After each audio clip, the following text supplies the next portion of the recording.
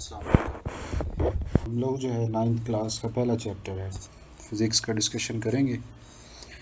सबसे पहले चैप्टर का नाम है जी फिज़िकल क्वांटिटीज़ एंड मेजरमेंट्स। अच्छा जी, ये जो चैप्टर है ऑलमोस्ट वही ओल्ड बुक वाला है, लेकिन कुछ चीज़ें जो है वो नई भी हैं इसके अंदर। जाहिर सी बात है, बुक उन्होंने बड़ी अच्छी लिखी है, ठीक है, ताकि जो नेक्स्ट क्लासेस के अंदर बच्चे आएंगे उनको फिर इशू नहीं होगा उधर। सबसे पहले हम लोग डिस्कशन करते हैं जी कि साइंस क्या होता है।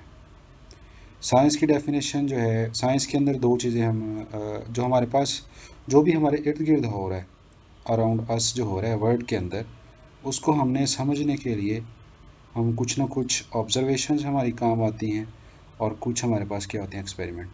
तो जब भी हम एक्सपेरिमेंट करते हैं, जाहिर सी बात है वहाँ से भी ऑब्जर्वेशंस मिलती हैं। वैसे भी हम देखते हैं कि जी सितारे चल रहे हैं, कोई गाड़ी चल रही है, ठीक है, फ़ैन चल रहा है क्लास के अंदर, रूम के अंदर जो है एसी चल रहा है।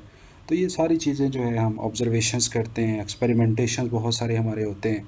उनके ज़रिए जो हमें पता चलता है कि जो हमारे इर्द गिर्द जो है वो कुछ ना कुछ हो रहा है दुनिया के अंदर। तो इससे जो हमें नॉलेज हासिल होता है उसको हम साइंस कहते हैं। तो डेफिनेशन यही है, the knowledge gain to understand the world around us through observation and experimentation is called science.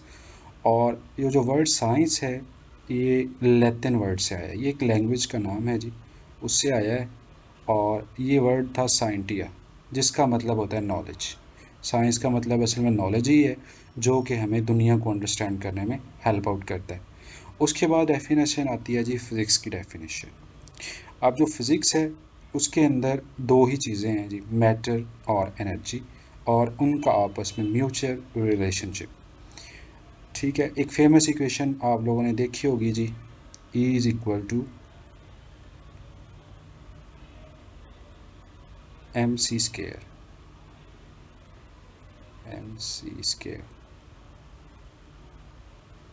ये आइंस्टाइन की फेमस इक्वेशन है जी। और इसमें जो E है वो एनर्जी है और M क्या है, मैस है। तो इसमें हम इन्होंने ये कहा था, और यहाँ पे जो C है ना वो स्पीड ऑफ लाइट है।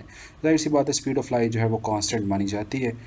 और आइंस्टाइन ये कहा था कि जो मैटर और एनर्जी है, मतलब ये जो एनर्जी है ये, और ये जो हमारे पास मैटर है जो कि मैस है, ये आपस में एक दूसरे के अंदर इंटर कन्वर्टेबल है, मतलब एक दूसरे के अंदर हम कन्वर्ट कर सकते हैं, ठीक है। और उसी बिना के ऊपर ये जो हम देखते हैं एटम बॉम्ब है, देखें उसके अंदर मैस तो बहुत कम होता है लेकिन एनर्जी बहुत ज़्यादा वो मिलती है, ठीक है। तो जो मैस है वो किस में कन्वर्ट हो रहा है, एनर्जी में। हम खाना खा रहे हैं जी, वो भी मैस है, इसमें कन्वर्ट हमें एनर्जी मिलती है, हम चल रहे होते हैं। और इसी तरह जो एनर्जी है वो भी किस में कन्वर्ट की जा सकती है, मैस के अंदर कन्वर्ट की जाती है। खैर ये एक फेमस इक्वेशन है, इसके बारे में बाद में डिस्कशन करेंगे। तो जो साइंस है, सॉरी फिज़िक्स है, उसमें हम मैटर और एनर्जी के बारे में पढ़ते हैं और उनका आपस में म्यूचुअल रिलेशनशिप क्या होता है उनके बारे में डिस्कशन की जाती है। जो भी हमारे इर्द गिर्द जितने भी फिनोमिनाज हो रहे हैं उनको जो अंडरस्टैंड करते हैं ना, वो हम लोग फिज़िक्स से ही करते हैं। तो लिख रहे all phenomena that happen around us are understood by using physics. Simply we say that study of nature in physics. मतलब फिज़िक्स के अंदर हम क्या करते हैं, जो भी नेचर के अंदर हो रहा है उनके बारे में जो स्टडी करना है, ये फिज़िक्स कहलाता है। हाउ स्टार्स शाइन, मतलब जिस तरह स्टार्स क्यों चमकते हैं, तो इसका आंसर फिज़िक्स ने किया है जी। उसके उसके ऊपर पूरी पूरी बुक्स लिखी हुई हैं फिज़िक्स के अंदर स्टार्स के ऊपर, ठीक है। उसको जो स्टार्स के बारे में स्टडी करने वाले लोग हैं उसको हम एस्ट्रोनॉमिस्ट कहते हैं जी। How does Earth revolve around sun, और सन जो है अर्थ के गिर्द कैसे घूम रहे हैं। Answer to these question are also given by physics. तो इन सब का जो आंसर है वो फिज़िक्स के अंदर हम लोग कर रहे होते हैं जी, ठीक है। तो फिज़िक्स जो मैटर और एनर्जी का रिलेशनशिप है, और जो भी हमारे इर्द गिर्द हो रहा है उनकी स्टडी करना भी फिज़िक्स का ही सारा मेन रोल है। उसके बाद टॉपिक है जी फिज़िकल क्वांटिटीज़ और नॉन फिज़िकल क्वांटिटीज़ क्या होती हैं जी, ठीक है।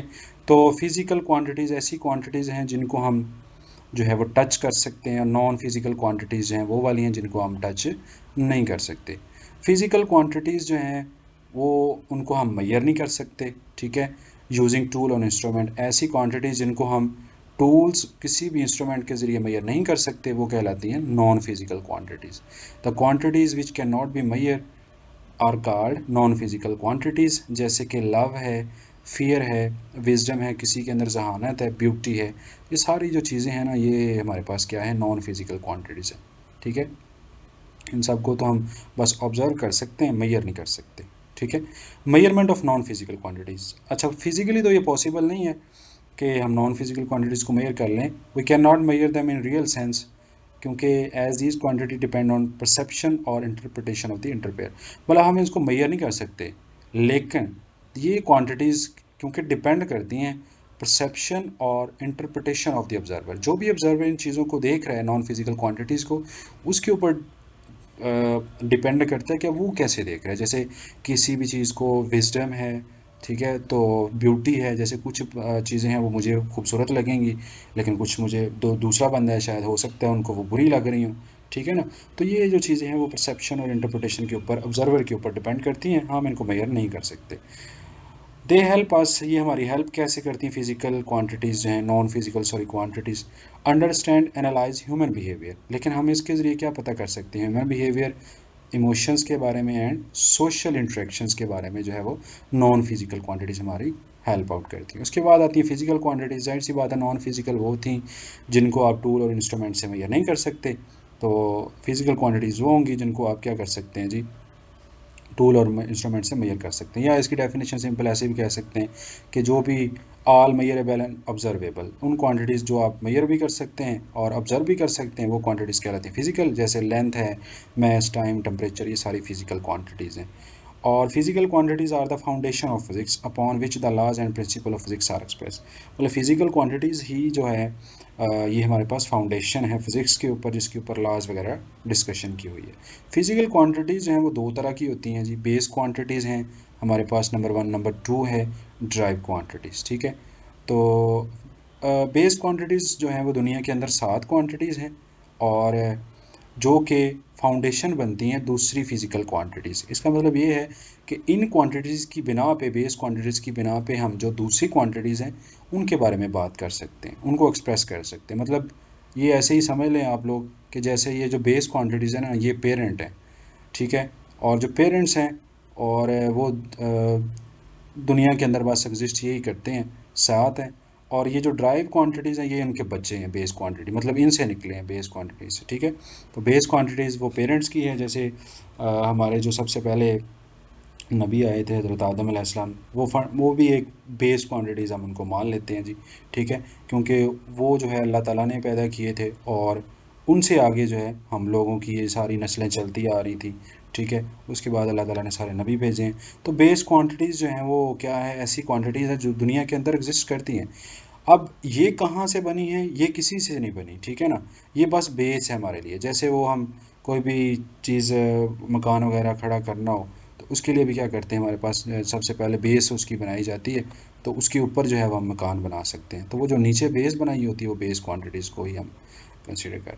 तो ये 7 हैं दुनिया के अंदर जी फिजिकल बेस क्वांटिटीज़, ठीक है, जिसकी बिना पे हम अदर फिजिकल क्वांटिटीज़ बनाते हैं, और ये कहलाती हैं बेस क्वांटिटीज़। और ये कौन कौन सी हैं जी, नंबर 1 लेंथ है, मैस है, टाइम है, इलेक्ट्रिक करंट है, टेम्परेचर, इंटेंसिटी ऑफ लाइट है, and the amount of substance, ठीक है। तो ये सारी जो हैं वो बेस क्वांटिटीज़ हैं। अच्छा जी, और उसके बाद जो है ड्राइव क्वांटिटीज़ की बात हो चुकी है कि वो वाली फिजिकल क्वांटिटीज़ जिसको हम एक्सप्रेस करते हैं जी बेस क्वांटिटीज़ की फॉर्म में, उसको हम कहते हैं ड्राइव क्वांटिटीज़। और एग्जांपल जो है इसकी क्या है, स्पीड है। देखिए स्पीड क्या होता है कि डिस्टेंस ओवर टाइम होता है, ठीक है, कि हमने एक यूनिट टाइम के अंदर कितना डिस्टेंस कवर किया, तो ये एक बेस क्वांटिटी, क्योंकि जो डिस्टेंस है वो भी एक बेस क्वांटिटी है, टाइम है वो भी बेस क्वांटिटी है। लेकिन जो स्पीड नई क्वांटिटी आई है, ये कौन सी क्वांटिटी होगी, ड्राइव क्वांटिटी। इसी तरह जो दूसरी है वो एरिया है, वॉल्यूम है, फोर्स, वर्क, एनर्जी, और ये सारी एग्जांपल जो हैं वो किसकी हैं जी, ड्राइव क्वांटिटीज़ की। उसके बाद आती है डेफिनेशन है जी, एक मेजरमेंट क्या होता है। मेजरमेंट जो है एक ऐसा प्रोसेस है कंपैरिजन का, जिसके अंदर हम एक अननोन क्वांटिटीज़ को कंपेयर करते हैं एक स्टैंडर्ड क्वांटिटी के साथ, ठीक है। जैसे आप शॉप पे जाते हैं चीज़ लेने, तो वहाँ पे क्या होता है कि अभी तो खैर वो इलेक्ट्रिकल वेट्स करने वाली मशीन आ गई, लेकिन पहले होता था कि इसी तरह ना 2 पैन होते थे जिसको आप तकड़ी कह सकते हैं, ठीक है। तो एक साइड पे वो वेट रखे होते थे, वो स्टैंडर्ड यूनिट्स हैं, 1 kg का वेट है, दूसरी साइड पे जो भी चीज़ रखनी होती थी उसको आप चीनी वगैरह जो भी आपने तोलना होता है, ठीक है। तो ये जो प्रोसेस है, ये जो सारा प्रोसेस हम करते थे वो असल में क्या था, मेजरमेंट था। उसके लिए हम मेजर कर रहे थे कि वो चीज़ कितनी है और वो चीज़ दूसरी कितनी है, ठीक है। जो मेजरमेंट है उसके दो पार्ट्स होते हैं जी, ठीक है। ये शॉर्ट क्वेश्चन भी आपकी एक्सरसाइज के अंदर है कि मेजरमेंट के कितने पार्ट हैं वो लिखें। तो मेजरमेंट के दो पार्ट्स हैं, कौन कौन सा, एक नंबर होता है और एक साथ है यूनिट होता है। जैसे आप कहते हैं ना कि अगर शॉप पे जा रहे हैं, आप कहते हैं 2 kg जो है वो हमें चीनी चाहिए, ठीक है। तो यहाँ पे जो 2 है ये हमारे पास क्या होगा, ये हमारे पास नंबर है, ये जो 2 है, और ये जो kg है ये क्या है, यूनिट है, ठीक है। तो मेजरमेंट विदाउट यूनिट, अगर आप ये यूनिट जो है नहीं लगाएंगे तो पता नहीं चलेगा कि आप क्या बोल रहे हैं। जैसे आप जस्ट शॉप पे जाएं, आप कहें 2 तो वो कहेगा बंदा पागल हो गया जी, ठीक है। तो केजी जो है वेट भी साथ ज़रूरी बताना होता है, ठीक है। यूनिट्स जो है वो इंपॉर्टेंट है। तो कह रहा है measurement without a unit is meaningless. measuring is not simply counting. For example, if you need milk or sugar, you must also understand how much quantity और शुगर टॉकिंग अबाउट, ठीक है। आपको कितना वो शुगर वगैरह जो भी है मिल्क है वो चाहिए होता है।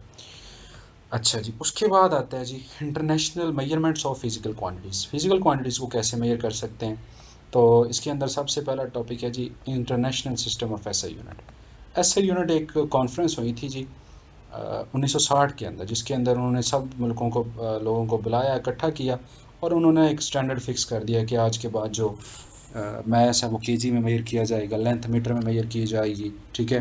टाइम जो है वो सेकंड में मेजर किया जाएगा। तो उनके एक इतफाक़ हुआ था। तो वो जो कमेटी थी उनके अंदर जो सारी डिस्कशन हुई, तो उसको हम कहते हैं इंटरनेशनल सिस्टम ऑफ यूनिट्स, जो उन लोगों ने बनाए थे। तो कह रहे हैं the international committee on weights and measures in 1960 recommend the use of system consist of 7 base unit. तो उन्होंने ये जो है वो 7 बेस यूनिट्स जो है उसके में उनको यूज़ करने पे एग्रीमेंट हुआ, और इसको हम क्या कहते हैं, इंटरनेशनल सिस्टम ऑफ यूनिट्स कहा जाता है, जिसको हम एब्रीवेशन करते हैं उसकी एसआई फॉर्म के अंदर। This system is in all use over the world, और यही सारा सिस्टम जो है वो पूरी दुनिया के अंदर चल रहा है जी, ठीक है। हमें एसआई यूनिट की नीड क्यों होती है जी, हमें कह रहे हैं use of SI measurement help us all scientist to share and compare their observation and result easily. इसके ज़रिए हम एक साइंटिस्ट, जो तमाम साइंटिस्ट हैं, जाहिर सी बात है वो अपने आइडियाज़ वगैरह जो है वो शेयर और कंपेयर कर सकते हैं, ठीक है। जैसे एक बंदा है वो एक मुल्क के अंदर बैठा हुआ है, वो बना रहा है जी 1 kg कुछ चीज़, कोई चीज़ का, ठीक है। जैसे वो कहता है जी कि आप लोग जो है वो अगर 1 किलो आयरन हो तो उससे हमें ये चीज़ें बना सकते हैं। तो दूसरा बंदा जो है वो देखता है कि क्या ऐसा पॉसिबल है, तो उसके ज़रिए वो कंपेयर कर सकता है कि जो बात बंदा कर रहा है वो सही कर रहा है या गलत कर रहा है। अच्छा, उसके बाद जो है 2 यूनिट्स आते हैं हमारे पास, एक होते हैं बेस यूनिट्स और एक क्या होते हैं, ड्राइव यूनिट्स। बेस यूनिट वो वाले हैं जो बेस क्वांटिटीज़ के साथ एसोसिएटेड होते हैं, ठीक है, और वो वही सात हैं, ठीक है। ये फिजिकल क्वांटिटीज़ गिवन है, वही जो हमने ऊपर बात की थी, ये उनके यूनिट है।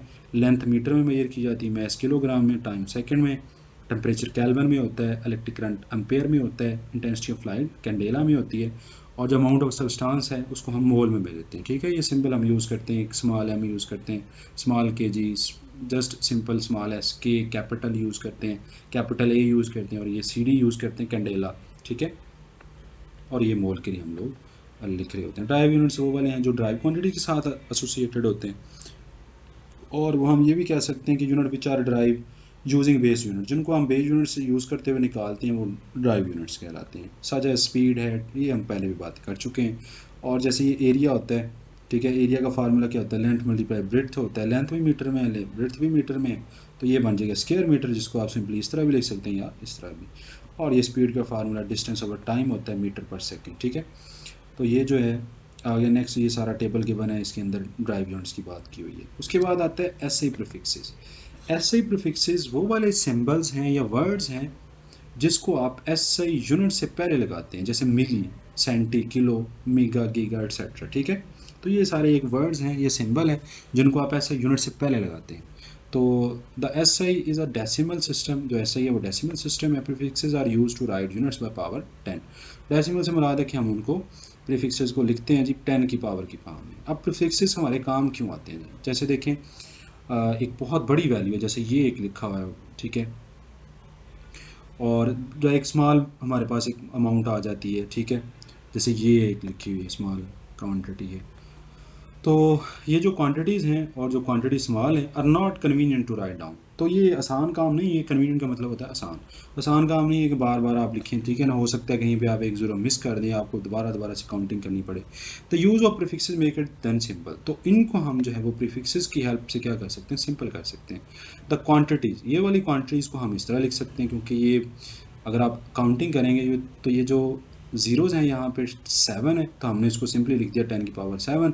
तो देखें ना, बड़ा अच्छा लग रहा है, हमें पता चल गया कि 10 की पावर 7। लेकिन अगर आप कोई बंदा नया बंदा इसको देखेगा तो उसको पहले काउंट करने पड़ेंगे, भाई कितने हुए इन्होंने ज़ीरोज़ इधर रखे हुए। इसी तरह ये जो क्वांटिटीज़ है इसको हम इस तरह लिख सकते हैं 10 की पावर माइनस के अंदर, ठीक है, क्योंकि ये साइंटिफिक नोटेशन का तरीकाकार है। नेक्स्ट है ये, उसका यूज़ क्या है, the prefix used units effectively. For example 1000 of a meter जो है, मीटर के 1000 क्या होता है, मिली होता है, क्योंकि मिली होता है 10 की पावर माइनस, ये ऊपर जाएगा तो 10 की पावर -3 बन जाएगा, ठीक है। The thickness of a thin wire can be express conveniently in meters where a long distance is express in kilometer which is 100 meter. तो एक जो स्मॉल डिस्टेंस होगा उसको हम मिलीमीटर्स में लिखेंगे, लेकिन एक जो बड़ा यूनिट होगा, जाहिर सी बात है डिस्टेंस, उसको हम फिर किलोमीटर के अंदर शिफ्ट कर देंगे, ठीक है। तो ये जो टेबल है प्रीफिक्सेस का वही पुरानी बुक से उठाया गया है। तो ये वैल्यूज़ आपने याद रखनी है। ऑटो है 10 की पावर -18, फेमटो है इतना होता है, पीको कितना होता है, नैनो कितना होता है, ये सारी वैल्यूज़ आपको आनी चाहिए, ठीक है ना। आगे ये ज़्यादातर यूज़ होती हैं, जो वो मिली यूज़ होगा, माइक्रो यूज़ होगा, नैनो यूज़ होगा क्वेश्चंस के अंदर, न्यूमेरिकल्स के अंदर, फिजिक्स के अंदर, ठीक है। पीको यूज़ होगा, सेंटी यूज़ होगा, ठीक है। डेसी जो है वो बहुत कम यूज़ होगा, किलो यूज़ होगा हमारा, मेगा यूज़ होता है। उसके बाद जो है वो ज़्यादातर जो एग्स है वो पूछ लेते हैं पैरा, ये सारे इंपॉर्टेंट है, ये टेबल आना चाहिए आपको, ठीक है ना। अच्छा जी, ओके। नोट लिखा हुआ है कि see book table 1.5 1.6 an example from prefixes, तो वहाँ से आप एग्जांपल्स देख सकते हैं जी। नेक्स्ट टॉपिक है जी साइंटिफिक नोटेशन। साइंटिफिक नोटेशन क्या है, it is a short way of representing very large और वेरी स्मॉल नंबर। एक बहुत छोटा या एक बहुत बड़ा नंबर है, उसको एक शॉर्ट वे में लिखने का तरीक़ेकार क्या है जी, साइंटिफिक नोटेशन कहलाता है। इसकी दूसरी डेफिनेशन जो पुरानी बुक में थी और ये थी कि in scientific notation number is expressed as some power of 10 multiply by a number between 1 2, यहाँ पे 9 आना चाहिए, ठीक है। तो इसको जो है वो हम खैर इसके ऊपर डिस्कशन नहीं करते। तो एग्जांपल इसमें आती है, जैसे एवरेज डिस्टेंस है ना सन का, वो इतना है अर्थ से। अगर इसको साइंटिफिक नोटेशन में लिखूंगा, मतलब इसको मैंने 10 की पावर में लिखना है। अब इशारिया यहाँ पे पड़ा हुआ है, अब हमने इसको पॉइंट आगे मूव करवाना है। एक पॉइंट यहाँ पे गया, दूसरा, तीसरा, चौथा, पाँचवा, छठा, सातवां और आठवां। तो हम इसको सिंपल नोटेशन में लिखेंगे 1.3 10 की पावर 8, ये देखें इसको किलोमीटर के साथ, मतलब ये हमने उसको क्या लिख दिया, प्रीफिक्सेस 10 की पावर में लिख दिया, साइंटिफिक नोटेशन की फॉर्म में हमने इसको लिख दिया जी। इसी तरह नेक्स्ट एग्जांपल है जी, अगर तो आप इशारिये जो है वो राइट से लेफ़्ट की तरफ आएंगे तो 10 की पावर पॉजिटिव में होगी, लेकिन अगर आप जैसे इसमें है लेफ़्ट से राइट की तरफ जा रहे हैं तो वो जाहिर सी बात बैकवर्ड जा रहे हैं, तो 10 की पावर फिर क्या होगी, नेगेटिव की फॉर्म की, ठीक है जी। ओके, ये नीचे मैंने वही रूल बता दिया जो भी बताया है। उसके बाद एग्जांपल आपने देख लेनी है और राइट साइड इंफॉर्मेशन जो है वो आप लोगों ने पढ़ लेनी, ठीक है जी। तो अभी तक हमने जो है वो डिस्कशन की है कि फ़िज़िक्स क्या होता है, और वो थोड़ी सी हमने यूनिट्स के बारे में बात की है। अब नेक्स्ट लेक्चर के हम अंदर जो है हम लोग मेजरिंग इंस्ट्रूमेंट्स के बारे में बात करेंगे, फिजिकल क्वांटिटीज़ को कैसे मेजर किया जाए।